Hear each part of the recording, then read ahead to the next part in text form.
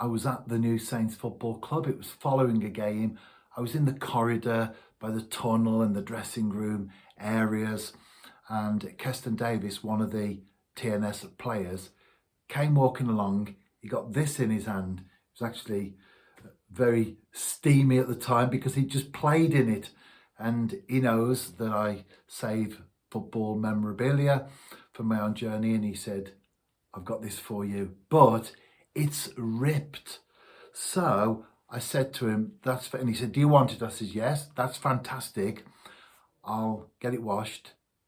I'll get Debbie, my wife, to stitch it up, and then I'll get you to sign it."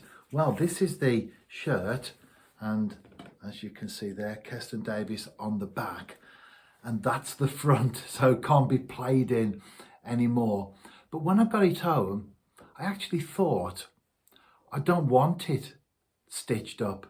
Although my wife would make a very good job, and from a distance you wouldn't be able to see the joint, she's great at that sort of thing. Actually, the rip is part of the history of this particular shirt. He wore it in a certain game and it got ripped. That's part of the history of that shirt and my own journey in football. But it got me thinking about scars. Scars, we normally think of them as being bad, don't we? Not just physical scars, of course, but I'm thinking about emotional ones, where something that happened many years ago even, sometimes just the mention of a name can trigger the relationship between that name and the hurt that we experienced. Many different things in many of our lives we would call scars that are still very open and still very sore. So we do think of scars as being a bad thing. But as I was thinking about this, I was perhaps focusing more on scars being positive. I thought about John chapter 20, and it was the post-resurrection appearances of Jesus.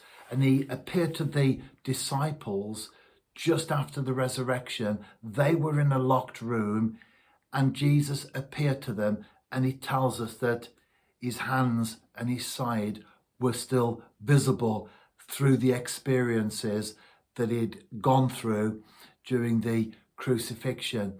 And there was one disciple, Thomas, who wasn't present. And when they told Thomas of the appearance of Jesus, Thomas didn't believe them. It's where we get the phrase doubting Thomas from.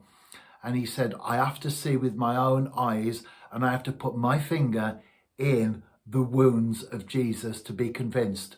Well, a week later, Jesus appeared to Thomas and he said, "Take your hand, put it there in the scars."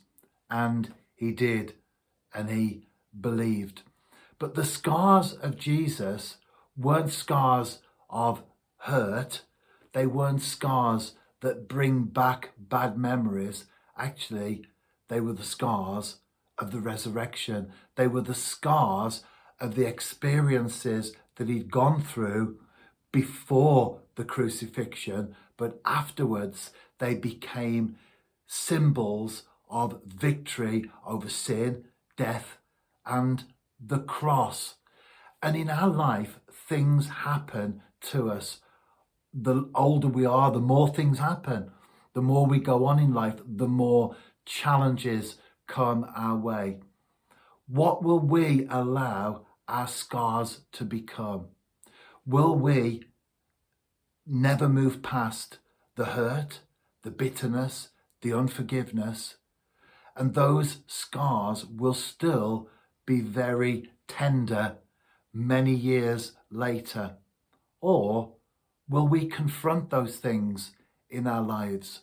Will we get the victory over those issues, those problems, the trials, the tribulations, the circumstances of life that come against us? So the scar will still be there, but no longer will it be a reminder that we're in pain, that we are still going through things that happened many years ago, but now the scar becomes a symbol of victory.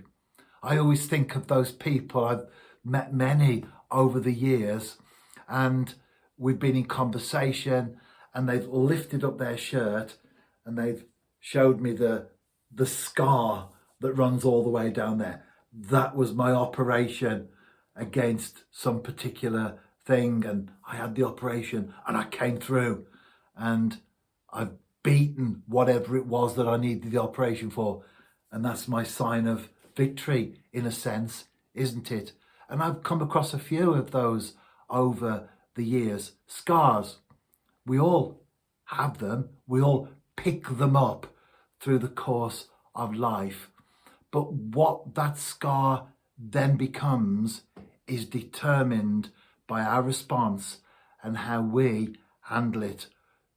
Will we let the scar remain an open wound, one that festers, that is tender to the touch, that causes us a lot of emotional pain? Or will we deal with it, move on, and actually the scar becomes a symbol of the fact that we have defeated something in our life. We've become victorious over something that could have destroyed us, but it didn't. Actually, it made us stronger people.